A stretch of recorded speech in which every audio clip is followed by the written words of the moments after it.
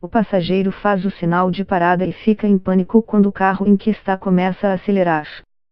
Ele até pensa em gritar com o motorista, mas percebe ao ver o trem rasgando em sua direção nos trilhos à frente que não há ninguém dirigindo. O trem a 200 km por hora esmaga o veículo autônomo e mata na hora o ocupante. Esse cenário é fictício, mas aponta uma falha muito real na estrutura de inteligência artificial. Certos ruídos podem confundir o sistema de reconhecimento das máquinas e as fazerem alucinar. O resultado pode ser tão grave quanto o descrito acima. Apesar de o sinal de parada ser claramente visível aos olhos humanos, a máquina pode não conseguir reconhecê-lo por causa de alterações na imagem. Aqueles que trabalham com inteligência artificial descrevem essas falhas como exemplos contraditórios ou, de maneira simplificada, eventos estranhos. Podemos entender essas falhas como informações que deveriam ser processadas de uma maneira pela rede, mas cujos resultados são inesperados, afirma Anijata Lee, cientista da computação do Instituto de Tecnologia de Massachusetts, MIT, na sigla em inglês, em Cambridge. Os sistemas de reconhecimento visual têm recebido especial atenção nesses casos. Pequenas alterações em imagens podem enganar as redes neurais, os algoritmos de aprendizado da máquina que direcionam grande parte da tecnologia moderna de IA. Esse tipo de sistema já é usado, por exemplo, para marcar amigos em fotos ou identificar objetos nas imagens do smartphone. Com alterações leves na textura e na cor de objetos impressos em 3D, Atali e colegas fizeram uma bola de beisebol, por exemplo, ser classificada como um café expresso, e uma tartaruga, confundida com um rifle.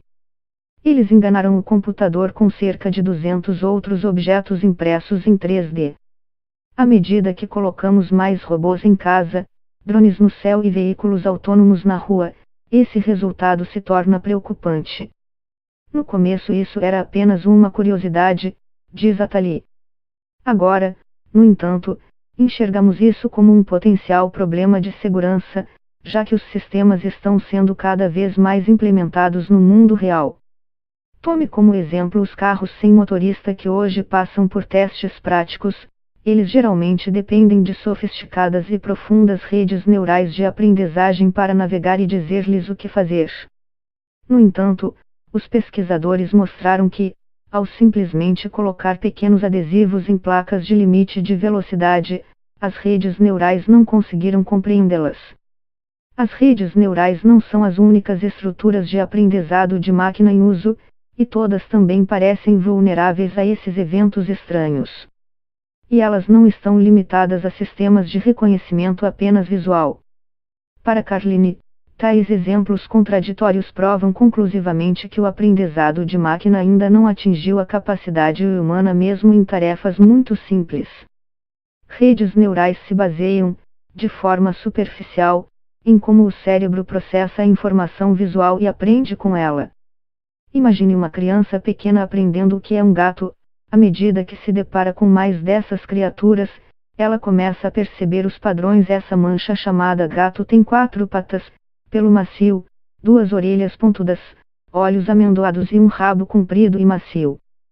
Dentro do córtex visual da criança, a área do cérebro que processa a informação visual, há camadas sucessivas de neurônios que respondem a detalhes visuais, como linhas horizontais e verticais, permitindo que a criança construa uma imagem neural do mundo e aprenda com isso. As redes neurais funcionam de maneira semelhante. Os dados fluem por meio de camadas de neurônios artificiais até que, depois de serem treinadas em centenas ou milhares de exemplos da mesma coisa, geralmente rotuladas por um humano, a rede comece a identificar padrões do que está sendo visualizado. O mais sofisticado desses sistemas emprega o aprendizado profundo, Deep Learning, o que significa que eles têm mais camadas. No entanto, embora os cientistas da computação entendam os detalhes básicos de como as redes neurais funcionam, eles não sabem exatamente o que está acontecendo quando elas processam os dados. Atualmente, não os entendemos bem o suficiente para, por exemplo, explicar por que existe o fenômeno de exemplos contraditórios e saber como corrigi-lo, diz Atali. Parte do problema pode estar relacionada à natureza das tarefas que as tecnologias existentes foram projetadas para resolver, distinguir entre imagens de cães e gatos, por exemplo. Para fazer isso, a tecnologia processa vários exemplos de cães e gatos, até que tenha dados suficientes para diferenciá-los. O objetivo principal de nossas estruturas de aprendizado de máquina era obter um desempenho em média bom, diz Alexander Madry, outro cientista da computação do MIT, que estuda a confiabilidade e a segurança das estruturas de aprendizado de máquina.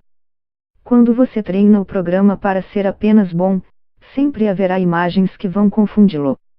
Uma solução pode ser treinar redes neurais com exemplos mais desafiadores do que os atuais.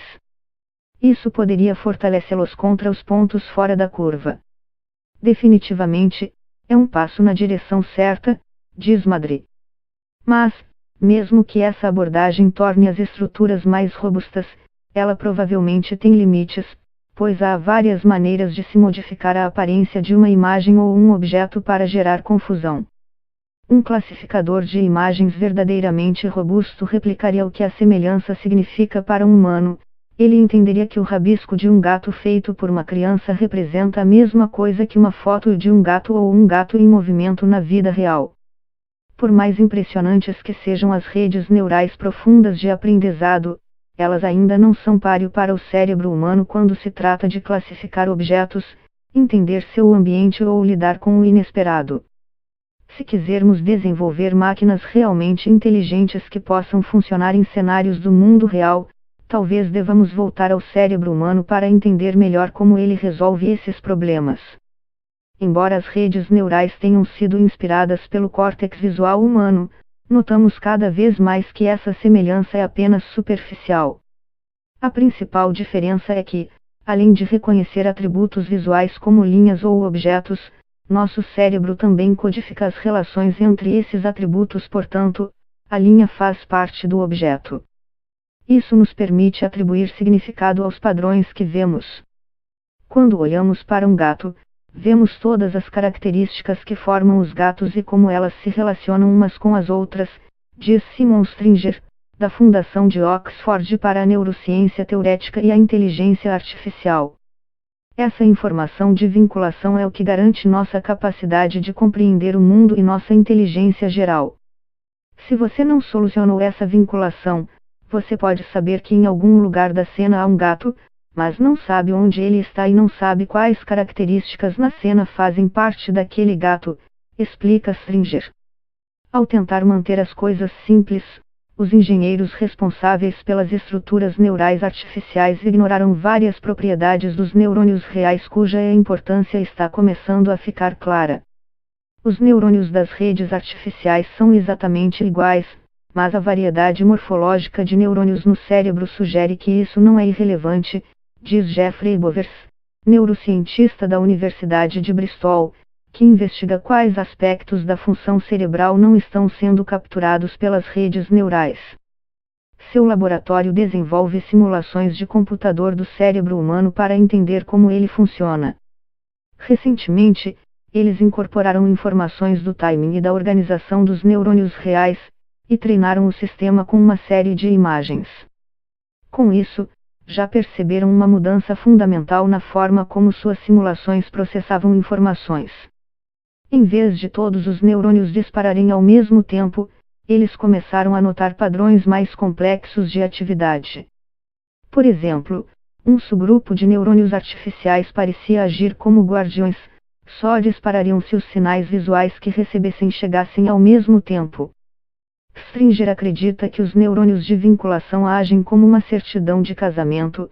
Eles formalizam as relações entre os neurônios e fornecem um meio de checar se dois sinais que parecem conectados realmente o estão.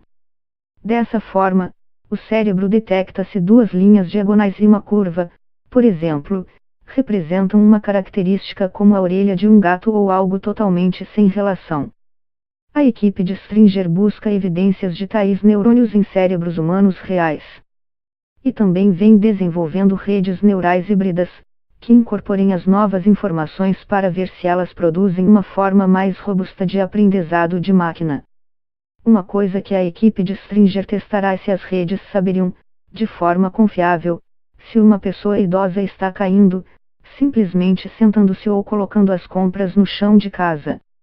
Esse ainda é um problema muito difícil para os algoritmos de visão artificial, enquanto que o cérebro humano pode resolver isso sem esforço, diz Stringer. Ele também contribui com a pesquisa do Laboratório de Ciência e Tecnologia de Defesa em Portondovon, em Wiltshire, Inglaterra, que desenvolve uma versão ampliada de sua estrutura neural para a área militar, como localizar tanques inimigos de câmeras inteligentes instaladas em drones autônomos. O objetivo de Stringer é, em 20 anos, ter garantido uma inteligência artificial no mesmo nível que a de ratos. E ele reconhece que o desenvolvimento de uma inteligência no nível humano pode levar uma vida inteira, talvez até mais. Madry concorda que essa abordagem inspirada na neurociência é interessante para resolver os problemas com os atuais algoritmos de aprendizado de máquina. Está ficando cada vez mais claro que a maneira como o cérebro funciona é bem diferente de como nossos modelos existentes de aprendizagem profunda funcionam, afirma. Então, isso pode acabar tomando um caminho completamente diferente. É difícil dizer o quão viável é e qual é o prazo necessário para alcançar o sucesso nesse caso, acrescenta. Enquanto isso, talvez precisemos evitar confiar demais nos robôs, carros e programas alimentados por inteligência artificial aos quais estaremos cada vez mais expostos. Nunca sabe se é uma alucinação,